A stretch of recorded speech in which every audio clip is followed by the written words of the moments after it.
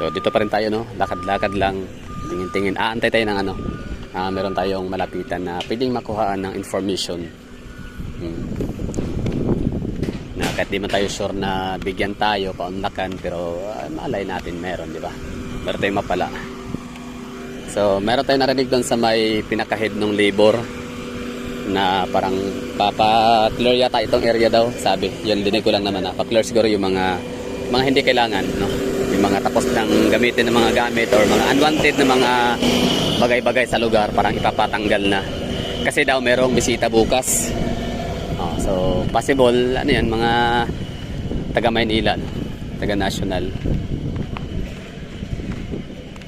So maaaring si PBBM, maaaring si Dizon, no? Sekretary, hindi natin alam kung sino, basta bisita. So maaaring taga Davao National. Okay, no? So di natin alam kung ano pinag-usapan nila. Hirap din naman kasi na makiosyoso.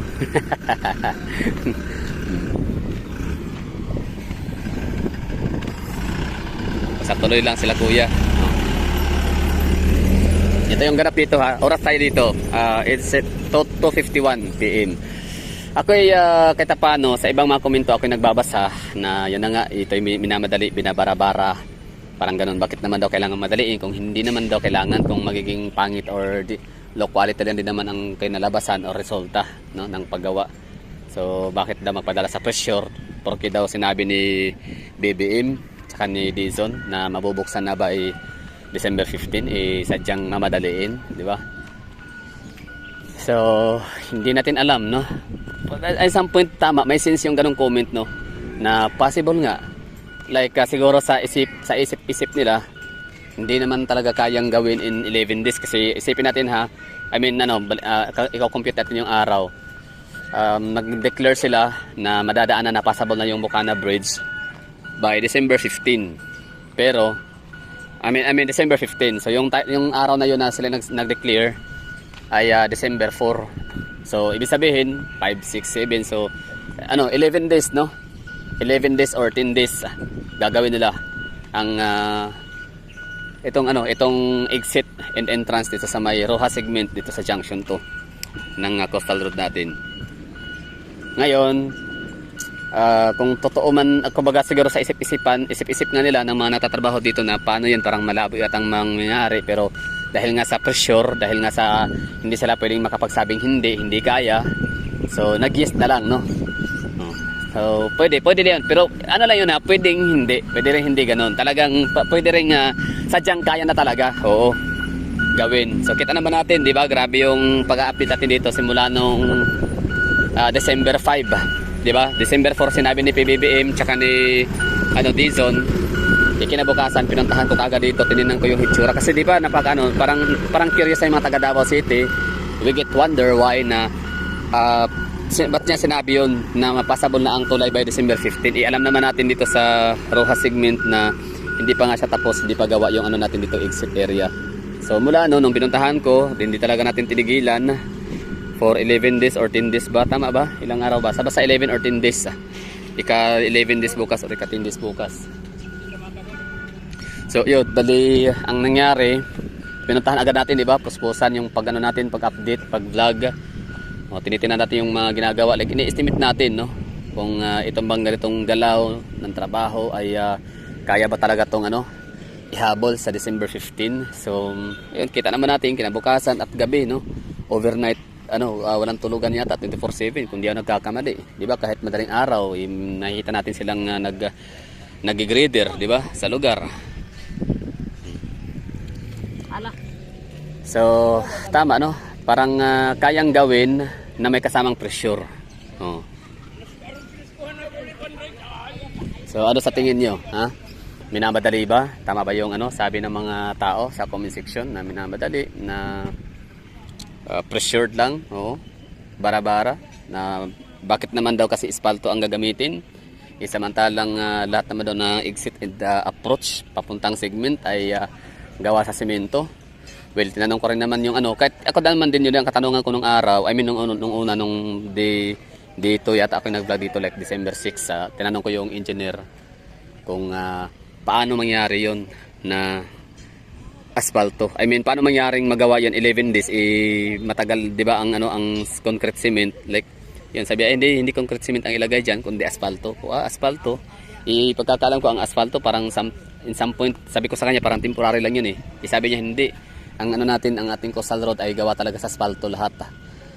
Sabi ko, okay, pero yung sa may Times Beach kasi, sa may Tulip Drive, hindi kasi sa gawa sa asfalto, gawa sa concrete cement.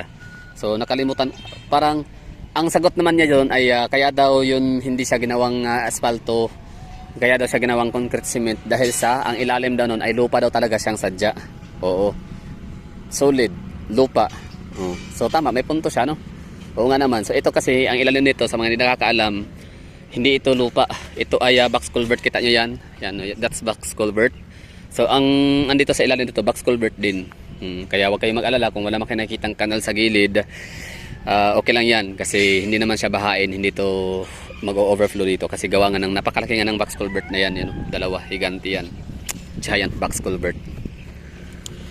So yun yung explanation ni sir na nakausap ko dito, and sabi nga niya na gawa siya sa lupa daw ka talaga yun, sa ground, pure ground soil doon sa Times Beach, kaya pwede siyang i-concrete cement. So dito daw box culvert, simentado, box culvert, tapos yun, lalagyan na lang ng ganyan.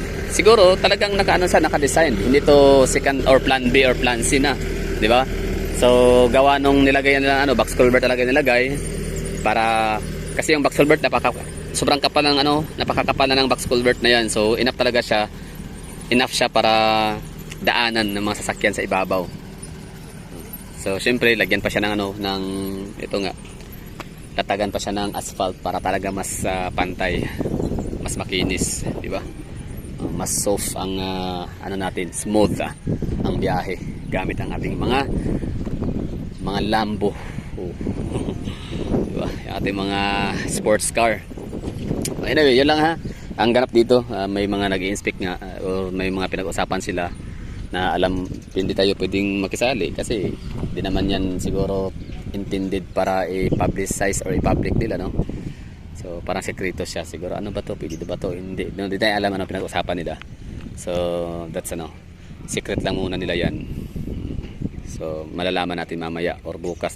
Abangan natin sa Sunstar Davao, abangan natin sa City Government of Davao o kahit ano man yung mga Facebook social media, no? Mga Facebook pages ng mga local natin news sa Davao City. Basta yan box culvert, yun yung ilalim niyan. So mga nagsasabi dyan na paano to babahain kasi nga walang kanal, so wag na kayo mag-alala, ulitin ko dahil box culvert. So dalawang box culvert, so apat lahat like yung butas diretso yan sa dagat.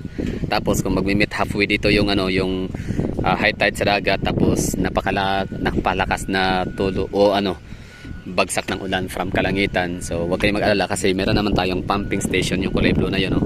So that's pumping station. Ipapump yung tubig dito papunta sa dagat, ganon. So ano pa ba mga kinakatakot ninyo, no? Baka ito'y rin daw kapag uuulanin, no? Babahain, matatanggal, matutuklap lang daw. So ang sagot ko naman doon, hindi nga siya mangyaring bahain. Tansya ko lang ha, pero maaari ako mali, pero ito parang nasa mga 60% sure ako na hindi na nga to aabutin ng tubig baha o overflow kasi box culvert nga sila. Malaki creek ilalim, no? Creek, close creek or saradong kanal, basta box culvert. Ano pa? So ano pa ba yung mga komento doon, no? Baka daw temporary lang, para lang maipakitang okay na, di ba? Maipakitang tama at para na daw hindi lalabas sa sinungaling si BBM tsaka si Dizon. Kaya ito, gumawa sila ng mabilisang tulay, magic daw, ganon. Para lang daw talaga hindi mapahiya si BBM tsaka Dizon, Dizon, no? Secretary DPWH. So sa isip ko naman, parang hindi naman yata. Kasi sila din naman ang malilintikan kapag kasi syempre tinatanong sila ni Secretary Dizon kung kaya ba, isagot nila hindi, di ba? So syempre sa mga ganyan nagpapakatotoo dapat. So mga ganyan dapat magpapakatotoo, no? So kung hindi kaya, sabing hindi kaya kaysa sa masisira. Pera din ng bayan to, di ba? Sayang yung pera, gastos pati araw, oras. So di ba aling matagal basta solid, pero yan okay naman talaga, pulido naman, no? I mean Hindi naman sila ito ginawang bara-bara lang talaga sa tingin ko. Yan lang. So abang-abang tayo ng mga ano, mamaya pwedeng makausap dito na pwedeng makausap tungkol sa inspection, no? Kung anong resulta, kung approve na ba siya, solved na ba, pwede na bang madaanan. So abang-abang lang tayo.